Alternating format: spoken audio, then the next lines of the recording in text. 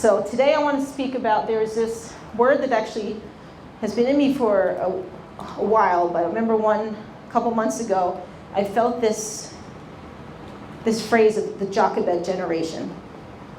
And especially around the pro-life movement, that we all know the basic story that Jochebed is Moses' mom. She protected his life, right? But then when it comes to today, I really wanted to give it a broader, because I know it's Mother's Day. It's like I'm not going to just talk about Psalms 31, and everyone has this typical Mother's Day. And don't worry, men, there's stuff here for you, all right? I'm not here just talking to the women, so I really want to be aware of that. But what's our role in preserving the next generation? That's the biggest thing here. So we're going to go into Exodus 1, if you want to go there. I'm going to kind of give a big picture. I'm going to zoom in and then zoom out again. So just to kind of give you a quick Bible lesson to make sure we're all on the same page. We have Genesis and then Exodus, right? We have Adam and Eve, the beginning of it all. We get to their children, to Noah. Noah, is the whole world gets wiped away, and God preserves the next generation through Noah. Noah, then we get to Abraham. And then he has the promise over him that he'll be blessed with many nations, with many children. And to Isaac, to Jacob, and then now to the 12 tribes. I'm going to go deeper into some of that stuff later, but kind of what's happened from the beginning of the Bible up into Exodus. So most of Genesis is all pretty much getting to the Exodus narrative. All right, so we have now, within Exodus, we have the 12 tribes, and within that is Joseph, right? The story of Joseph, that he gets sold into slavery, he's Egypt, and he pretty much saves Egypt and the whole area there by saving food. God warned them about a famine, right? So God planted Joseph there for a purpose, for a reason, to again preserve the next generation. So you'll see that a continual theme that God has through this, that the big picture of the whole Old Testament is really Jesus. You can look at every story, and there's great, for kids, there's even great children's Bibles where they connect every story to Jesus, and because that's what it is. It's God's setup. The whole Old Testament is like setting the stage for the Messiah to come. So, and then Joseph found favor with the king of Egypt and saved his whole family and the nation of Israel. The nation of Israel being Jacob's 12 sons, he becomes the nation of Israel. Then we get to Exodus 1, and we're going to start reading around verse 7, because before that it goes through the genealogy of the sons of all the tribes, the 12 tribes and whatnot. So at 7, where is 8? Oh no, we're going, yes. So we're going to start at 7. But the children of Israel were fruitful and increased abundantly, multiplied and grew exceedingly mighty, and the land was filled with them. So this is after Joseph saved Israel and all of his brothers came. There was redemption there, healing between him and the brothers, and all of them, all their families came from where they were to Egypt so they would have food and be taken care of. Now there arose a new king over Egypt who did not know Joseph. And he said to his people, "Look, the people of the children of Israel are more and mightier than we. Come, let us deal shrewdly with them, lest they multiply, and it happen, in the event of war, that they also join our enemies and fight against us. So go up out of the land." Therefore they set taskmasters over to afflict them with their burdens, and they built for Pharaoh supply cities, Pithom and Ramses. But the more they afflicted them, the more they multiplied and grew. And they were in dread of the children of Israel. Let's highlight that. Let's think about that verse for a second. I know I have a little explanation point at the bottom there. But the more they were afflicted, the more they multiplied and grew. So their circumstances didn't disrupt what God had for that nation. No matter what was put on them, they still grew. So the Egyptians made the children of Israel serve with rigor, and they made their lives bitter with hard bondage in mortar and brick and in all manner of service in the field. All their service in which they made them serve was with rigor. Then the king of Egypt spoke to the Hebrew midwives, of whom the name was one Shiphrah and the other one Puah. We're not going to get there yet, so I'm going to go back up. So what do we see here? The new king looked over, he saw all these people, and he became fearful and paranoid. And they said they didn't know Joseph. Do you know that, I'm going to, it's in another slide too later, do you know that this was only one generation away? This was only one generation removed. Because we're going to find out that Moses' mom was a daughter of Levi. Levi was one of the original 12 tribes.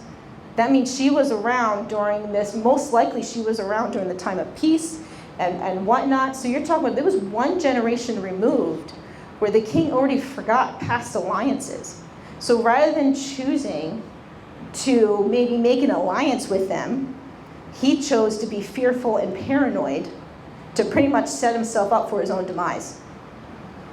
But it only was one generation today. It was one generation away. That kind of like really hit me, thinking like, wow, just one. I think sometimes in our minds we kind of make it pretty distant from the time of Moses, from the time of Joseph. But again, it was only one generation away when first the Israelites had favor with Egypt, and then the Israelites were the Egypt Pharaoh made them their enemies. So rather than choosing to make an ally, he chose to create an enemy. So we have to be careful within our own lives. What are maybe some things that come in to play that we're creating an enemy that it shouldn't be? Where is there some places that maybe you were supposed to maybe make an ally, right, than creating an enemy? So very powerful there.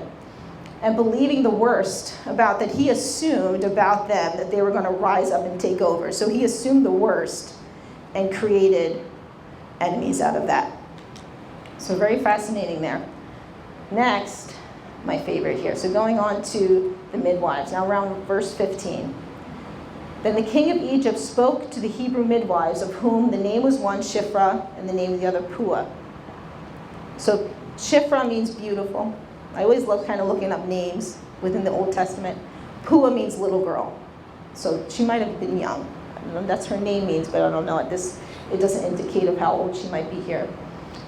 And he said, the Pharaoh talked to them, he said, when you do the duties of a midwife for the Hebrew women and see them on the birth stools, if it is a son, then you shall kill him. But if it is a daughter, then she shall live. But the midwives feared God and did not do as the king of Egypt commanded them, but saved the man children alive. What's the key thing here? They feared God. They didn't fear man, they feared God. And they didn't do what Pharaoh. So that's something that could have put their lives in danger. Could have completely ended their lives right there. So the king of Egypt called for the midwives and said, why have you done this thing and saved them? And the midwife says, because the Hebrew women are not like the Egyptian women, for they are lively and give birth before the midwives come to them. Therefore God dealt with them, with the midwives, and the people multiplied and grew mightily. And so it was because the midwives feared God that he provided households from them. So what's the lesson here? If you fear men, you get ruled by men. If you fear God, you get blessed. Right? So what's our choice? Our choice is either to fear man and be ruled, or we can fear God and be blessed, where God provided households for them here. So that's incredible that they took a step out, something that could have easily ended their life. And not only were they protected, but God even blessed them even more by providing households for them and providing for them. So Pharaoh commanded all his people, saying, every son who is born you shall cast into the river, and every daughter you shall save alive. So then he couldn't, I don't know why he thought the Hebrew people would kill their own. Isn't that interesting? That he thought he can go to the Hebrew midwives and they would listen. I'm curious if maybe that was the culture in Egypt, for them to be against each other. That he would assume that Egyptians would kill other Egyptians, and that he would assume that Hebrews would do the same. That's I didn't think of that till now, but I'm curious of why he thought that would be possible. So now we're going to go on to chapter 2. And a man of the house of Levi went and took as wife a daughter of Levi. So that's where I said earlier. So she was a daughter of Levi, Levi being one of the original 12 tribes, a son of Jacob, one of the brothers that, didn't deal very nicely with Joseph. He was a part of that whole thing, but was redeemed, moved his family to Egypt. So again, only one generation away we're talking about here. So the woman conceived and bore a son, and she saw that the child was a beautiful child. So this is Moses now. She hid him for 3 months. But when she could no longer hide him, she took an ark of bulrushes for him, daubed it with asphalt and pitch, put the child in it, and laid it in the reeds by the riverbank. So I'm going to pause for a second here. So again, we learn, it doesn't say her name yet. We don't know her name is Jochebed, but we learn that actually in Exodus 6, verse 20, because in that area it kind of goes back into going over the lineage again. So we learn of her name in Exodus 6. What's interesting about her name, I don't think I put it up here, her name is one of the first names in the Old Testament to have God's name in her name. Her name means the glory of God. So she's one of the first people in the Old Testament to have God's name in her name. But she's a daughter of Levi, married Amram, she was kind of his aunt, but we're not going to, Old Testament genealogy can get a little funky there, but they're within the tribe of Levi, the priest tribe. The nation of Israel was, again, like I said, one generation away. Some believe, I did read that she possibly could have been one of the midwives, along with Shiphrah and Puah, which could make sense, because she, saved her own son, so it could make sense, but that's not a definite. And that she saved her own son, right, put him in this little ark, little boat that she made. And that, how much trust would that have been to put him in this basket and release him into waters that were alligator infested? So you're not talking about like a nice little pool, pond. No, you're talking about like alligator infested waters. It's like, I don't know if you ever seen like that picture before, was the Moses, the movie. What now? I'm forgetting Yes, Prince of Egypt. And just the way they picture like this basket moving, these alligators popping up, like that's what it could have easily been, because there's literally alligators on there. But how she totally had trust in God at that moment, thinking that was the best thing to save her son, was to put him in this basket with these alligators everywhere. And how much faith, I could not imagine doing that as a mom. Putting my baby in there, I'm like, okay, God, I'm gonna trust you that this is a way to save my son. Sometimes just to take a moment and put yourself in that position. Now, we can't say what we would have exactly done, but just imagine being there for a moment, and having just also I'm curious I wish the Bible spoke a little bit about the father's role in this time, but just imagining them coming to a conclusion this is the best way. That he does, in the New Testament, does mention him to be a part of the whole thing of hiding him for 3 months. But to come together as a couple and say, man, if we really want to see this boy live, let's try this. Wow. That's faith. That's faith right there. And his sister stood afar off. So it doesn't mention before, some of us know, that Moses had an older brother and sister, right? So before Moses came along. And so the sister stood afar off. Then the daughter of Pharaoh came down to bathe at the river, and her maidens walked along the riverside. And when she saw the ark among the reeds, she sent her maid to get it. And when she opened it, she saw the child, and behold, the baby wept. So she had compassion on him and said, "This is one of the Hebrew children." Then his sister said to Pharaoh's daughter, "Shall I go and call a nurse for you from the Hebrew woman, that she may nurse the child for you?" So God placed someone that was an enemy of the state of Israel. That daughter was there at the right time, the right place. It's like God knew where this baby was going. So he placed that woman there. Not only, technically she also went against her father's wishes. Technically, according to her father's decree, she should have got someone to take that baby right away and kill it. But God had her there, and so almost knew what she was capable of to be a part of his story, of saving Moses and getting to him exactly where he needed to be years later to save his people, right? And then also the daughter, the sister, to be placed. Can do like right away. Now she also runs. That could also have been a huge thing too, for her to run up to Pharaoh's daughter, a young girl, but how like perfectly orchestrated, if you think about it. So she comes in, says to Pharaoh's daughter, oh, I can get someone to nurse this child. And who does she get? But Moses' mom, right? And the Pharaoh, right, if we go on to verse 8, and Pharaoh's daughter said to her, go. So the maiden went and called the child's mom. Then Pharaoh's daughter said to her, take this child away and nurse him for me, and I will give you your wages. So the woman took the child and nursed him. So she released the kid in the basket. The daughter of Pharaoh gets it. The sister mentions, hey, I know a person that can nurse this child for you. Brings Moses back to his mother. Not only that, but she's getting paid. She's getting paid to now just nurse her child up until an age where he can be released back to Pharaoh's daughter. So God believes in I say paid maternity leave. That's what I mean. God believes in that. Because how amazing is that? It's like putting all your faith on the line. Right? Have you ever been in that moment? Really, it's going to take all your faith on the line and then to see God come through. That's really a call, like, why not try it? Why not try putting all your faith on the line to see what God can do? Like, he can set you up with paid leave.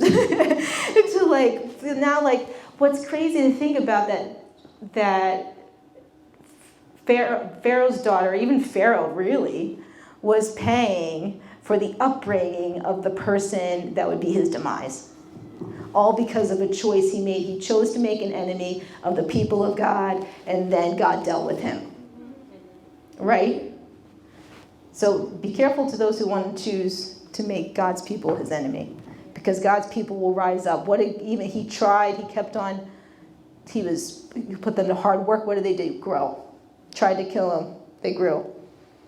You can't squash God's kingdom. You can't squash God's people.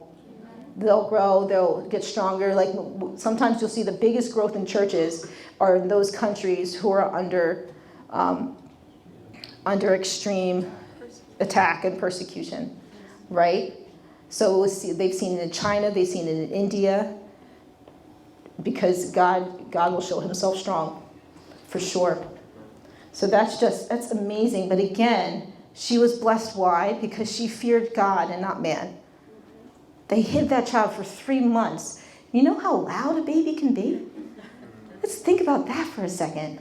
They were able to hide him for 3 months. And newborn cries, Eric and Joseph know, those newborn cries are a little piercing at times, right? So it's just like, imagine for 3 months to hide this child. That took a miracle in itself. But again, she chose to fear God and not man. And she was blessed. Fully blessed. To now be able to legally be with her son without fear, without hiding, and getting paid for it. That means she didn't have to go out in the field. She didn't have to work hard. She got to stay home and take care of her son. Like, that's beautiful to think of how God set that up. Like, God is setting you up. God is like the holy setup God. Like, he will set you up for what he needs you to do. And like I said, it's a main theme all throughout. Because even think about this setup, even the bigger picture, right after Jochebed sets up that whole thing, to now sets up Moses to be raised in Egypt, to then now be in a position to let his people go into freedom and to continue the story of getting to Jesus. So it's a complete crazy setup there to again save another generation to continue on to what God has for them. Right? So the child grew, and she brought him to Pharaoh's daughter, and he became her son. So she called his name Moses, saying, because I drew him out of the water. So we're going to kind of stop there with the story of Moses because, obviously we know it goes on. He grows up, kills a guy, kills an Egyptian because his anger was riled up seeing his people get tortured. He couldn't, and then he ran away, and then he came back, and they were freed. But just to kind of pull out some things here, kind of going back to the big picture of, again, that the Old Testament is a story pointing to Jesus. And God, if you had to look at every story, or most stories, of really God setting up people to be in the right place so his story can continue. Sometimes it's to save a generation, right? Because we even look at Noah. Noah was in that. It's not about God killing a whole bunch of people. It's actually God preserving a family, God preserving a people to then continue the storyline. So even Noah is a story about preservation. Abraham is a story about preservation. Him keeping faith unto God, even to his old age, to wait for the promise. That's a preserving of a generation. Joseph was a preserving of a generation, for him to be hated by his brothers, but then to be put in the right spot to save the nation of Israel, for that story to continue. Right? The midwives and Jochebed were there for a purpose. Moses was there for a purpose. Ruth and Naomi was there for a purpose. Right? If Ruth didn't stay with Naomi and get to where she needed to be, then the lineage of David went through her, right? So she was in a spot for it. Esther was in a place to continue to protect the nation of Israel, to them to continue. David was in a place. So it's like constantly, like God is constantly putting people in the right places, and people, sometimes it doesn't make any sense, right? Some people that you wouldn't think, or easily could have chosen another direction, right? Where a lot of them were put in very distressing situations. Yet what did they continually choose? They continually chose to have faith in God, to fear God and not man. That's also the main theme here. They continually chose to fear God and not to fear man. Because if they chose the other way, things could have gone definitely differently. It doesn't mean that God couldn't rise up somebody else, but he rose up certain people. And so kind of ask ourselves, God, what did you rise me up for me to choose faith over fear, to fear you and not man, so I can help preserve the next generation in faith? What's my position? And some of you, it might be clear in what you have to do for your children to raise them up. Some of you, maybe it's a voice within the public realm to have people's minds change. Some people is to go to different nations and do different things. So it's not just about parenting. It's that everybody here has a role, and to continue. Now Jesus is here, right? We don't have that role of Jesus coming forth, but Jesus is here. So what do we have the role that we constantly help point people to him, right, until his coming? Continue to point people to him and to say that this is the way. So that's our role now, is to still point people to Jesus. So again, the common denominators: boldness and faith and fear of God and not man. Kind of put ourselves in there. So now I want to take it to the New Testament real quick. Because it's interesting what New Testament decides to pull from the Old Testament. And first I want to look at Acts 7. So in Acts 7, this is where Stephen, he's about to get stoned, and he goes through this whole sermon. What's the whole sermon about? Pretty much Israel's history, and kind of pointing out some of the people I pointed you out about. And he even mentions Moses being a beautiful child. He goes through the whole history. So he's kind of telling them that your history, your whole purpose of your history was to point to Jesus. He's going through their whole history as a nation to say, don't you get it? From the beginning of time, since the fall of Adam, since the fall of man, God's been working this whole time to point you to Jesus, and you're refusing the gift. You're refusing what God has given you. Same thing with us. God will use and has used your history to get you where you are right now. It's your choice to accept it. Some of them didn't accept it, right? They stoned him, right? But it's your choice to accept and look back like, wow, God, actually you placed me here, and then you did this, and then you did that. You maybe there's some parts of it that you rejected. And that's okay. It's a matter of saying, okay, God, oh wow, you have me in this place now. What can I do with it? Right? But your history will point you to Jesus. If you look at your story, God has tried to get you in different directions, your life, your whole life. But it's your choice to receive what he has for you or not. It's your choice. But God is working. God is there. It's your choice to open your eyes and see it or not. Another one is Hebrews 11:23, which I'm going to jump to that one because I like that verse. Because this is the one where it mentions the parents. And let me find it.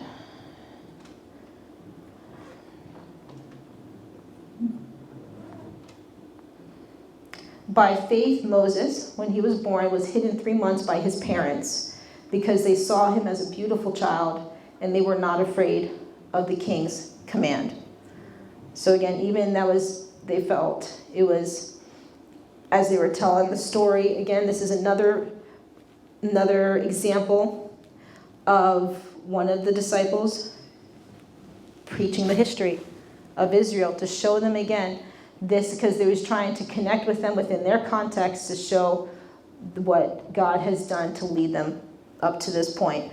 But the fact at that point, he pointed to the parents moving by faith and not afraid of what the king was doing, what the king's command was. So what does it mean for us? And I've kind of pointed to some things as I've been talking, but our job is to preserve the next generation in faith. And there's some things going on in our generation now that we need to speak up about and speak God's truth into. And you need to ask God, what's your role in that? Some people, it's going to places with a megaphone, right? Some of you, it's just to talk to people, right? Some of the times it's just to show up. It's just to pray for somebody. It's just to speak truth where truth needs to be told. But what is your role in speaking truth to a very lost generation? To but hurting. That's where, if you really boil down to it, there's just so much hurt that really they just have to allow God to touch that. But I bet because some people's beliefs are based on their past hurts. And we can look at it ourselves. Maybe you formed a belief around how someone treated you. Maybe you formed a belief around your experiences. Your beliefs cannot be based on your experiences. Your belief has to be what the Word says. Amen. Your belief cannot be based on your experiences. And many of us do that. To deny it would be in denial. But there's a lot of times we form our beliefs around our experiences, and then we read the Word and we want to manipulate the Word to our experiences. That's not it. We have to put the Word around the experience of what was going on within the context of what the Word is saying. Right? We're not in first century Israel experience what they were experiencing, but we can apply it. But we have to realize it does speak to us, but that speaker right there wasn't speaking to us. We have to put it within the context and then pull out what is God saying to us, right? So we have to point the way to Jesus. That's our role, is to point to the way to Jesus. Stand boldly in faith. Boldly. I'm really, even for myself, I'm not the most, I want to say, let me change my verbiage there. At times I can choose not to be bold. Right? I was about to say, I'm not bold at times. No. Because God has given me boldness. I'm choosing at those times to either be bold or not be bold. I'm choosing that. I can't label myself as shy, timid. No, No, God has given you power. He has given you strength. He has given you boldness. He has given you a sound mind. It's your choice to choose. Do I access that sound mind, or do I want to be in my pity party? Do I access that boldness, or do I just want to shrink out? I don't want to step on any toes, what my people think, Kind of what's interesting, I'm sure many of you noticed Elijah's haircut, right? I'm proud. So what some people recognize right away, one of Justice's coaches, he's like, oh, hawk and animal. I'm like, yeah, the wrestlers. That's what it's based on. I didn't watch wrestling. For those who did, who do, hawk and animal, right? But we were at Chick-fil-A the other day, and I really felt there was a couple people like staring at him. I'm like, this is the first time I'm really experiencing people like staring at us because of his haircut. Who got a haircut? I'm like, wow, God, like what people must feel when they get stared at. Like, let's say that you have a disability or a disabled child. I'm like, man, what those parents must feel. I'm like, my kid's just over a haircut. Which at times I do kind of feel a little like, I know. I'm getting used to it, it is, but it's hair. I always tell myself with that. As a parent, hair is just one of those things. It's hair. It'll grow back. It can change. It's hair. Well, then, yeah, that's another story. But it's hair, right? So that's one I'm not going to be too, as a parent, you have to choose what battles you want to fight. Hair is not a battle I'm really gonna fight. But it's just, I kind of forget where I was going with this. But just the fear of man, right? I could have easily stepped in and be like, put a hat on, like cover, and just like, because I'm fearful of what they're thinking, of what they're saying, right? Rather than being like, no, this is my son. Yeah, he has a haircut. We're going to move on with our life, right? That's something so trivial. But when you bring it to our faith, how many times we might want to hide our faith or cover our faith because, people might stare, people might like talk something else, or might not want to be my friend anymore or anything like that, right? So how much more boldness we have to be in saying God is our parent, saying like, no, I love you, go for it. I have your back. Who cares what those people think? Me, it's who you have to care about. Like I'm going to bless you, right? Like think those midwives again, like they could have easily said, all right, Pharaoh, we're going to do it. And then like kill their own baby boys, and like the trauma they would have suffered through that. And then the lack of they would have cut themselves off from the blessing God had for them. All because they chose to fear man. But no, they know there's like God, murder is wrong, right? You have that with, the 10 Commandments wasn't yet. But like there is the faith in them that this was something that's wrong to do. Like I cannot kill my own, right? Because they're all family. They all came from the same father. They're all family, right? They chose to stand in faith saying, God, I'm going to do this, but you got my back. And he did. He blessed them. Same thing with his mom. Blessed her because she stepped out in faith to say, no, I'm going to listen to what God says, not what Pharaoh's about to say. So that's definitely, I think, a key thing for all of us. Can you imagine a community of believers that are truly bold in their faith of what can happen? And I believe there's spots of it. I don't want to say we're a community of completely lack of faith. I don't believe that. I think we're a community of bold faith. What would it look like to continue that expression and to even do more of what God has for us, right? So just really pray like, God, like what are some things that you want to change in my mindset to bring forth this boldness and to fear God and not fear man? And also to protect our kids by all means necessary. That's our role. Not the school's role, not no one else's role, not Sunday school. No, that's our role.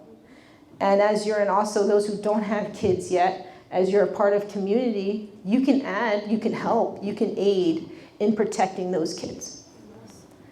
And also to protect the kids that have not yet come, though, and protect kids. Like that's our role, is to protect those children. And Shifra, that wasn't their own kids, but what they did? By all means necessary, they protected that generation. Right? We are definitely a fully believing pro-life church here. To me, there shouldn't be anything. Pro-choice church sounds ridiculous. Right? But pro-life in all realms. Not just in the womb. We're pro your life to grow faith in God. We're pro seeing people healed and restored. Right? We give groceries out because we're pro those people's lives. Right? For them to be fed and to be healthy. But what is it for us to lift our voices to a generation, again, that needs help? And in love, which can be the tough part, right? But our call is to protect our kids by all means necessary. It is our role to set them up for God's plan for their life. Because what did Jochebed do? She did all of that to pretty much set Moses up to become what he was going to become. So what does it look like for us to make sure we do everything in our power to set those kids up for whatever God has for them? And maybe there's times your own parents lacked in that. And that's okay. And I'm sure some of us, our parents, did very well in that. I know my parents, they paid for college. They did everything in their power to set me up for what I need to do. Right? Again, some things that we've expected from our parents maybe wasn't in their power at the time, right? But what can we do to maybe step in to say, okay, maybe I didn't have that, but I want to be that for my kids and for somebody else, right? We can't make excuses of what our past didn't give us. We can't make, because especially when we have access to a Father that can give us everything. We don't have excuses. There's no excuses. Anyone that's failed us, we pray for them, we bless them, we move on and say, okay, God, obviously I couldn't get what I needed from them, but I know I can get what I need from you. But we can't use those excuses. And we can make sure that we're set up, right? Because like I said before, we can only give what we have. If there's something that we're lacking, then ask God for it. So he can give it to you so you can give it away. If you feel like you're lacking love, ask for more love. If you feel like you're lacking patience, which you need a lot of with kids, right? Ask for more patience. If whatever you're lacking, compassion, ask for more compassion. Right? Whatever you're lacking, that you feel like that nurturing, if you feel like you're lacking that nurturing, ask God, show me how can I be more of that? And he'll give it to you.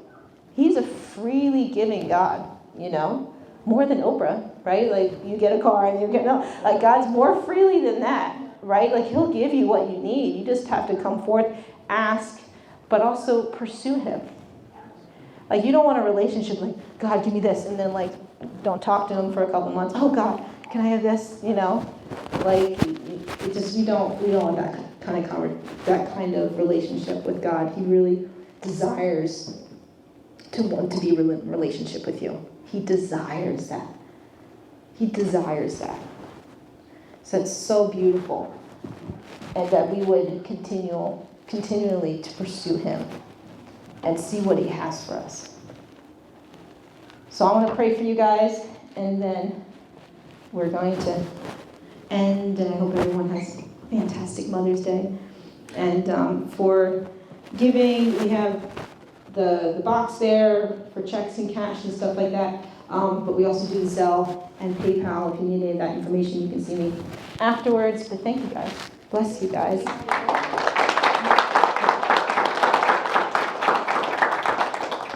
Let me pray for us. So God, I just thank you that each person here, you have put boldness in them. And maybe for those who don't feel like they do, that again, like I said, that we can ask for it. And that you would reveal to us that you have given it, that you've put a deposit in our bank account that you've given us free access to. So God, that you would help us pull that out, that you have given us the mind of Christ, that you have given us a renewed mind and renewed heart, that we have access to you, God, and help us to step out in boldness. Help us to step out in faith. Not just because we can be blessed, but because you're worth it. And because our lives are so much fuller when we follow you, God. help us to point this generation to you with love and compassion and truth. Help us to point this generation to you, that you protect every kid in that room, that they would know that you love them, that you have plans for them, and that we just cut off any assignment of the enemy to try to thwart that. That they would be kids that would always walk the path, that they would not go astray, that they would be known for their faith, that we also would be known for our faith. And we just thank you. In Jesus' name. Amen. Hold on.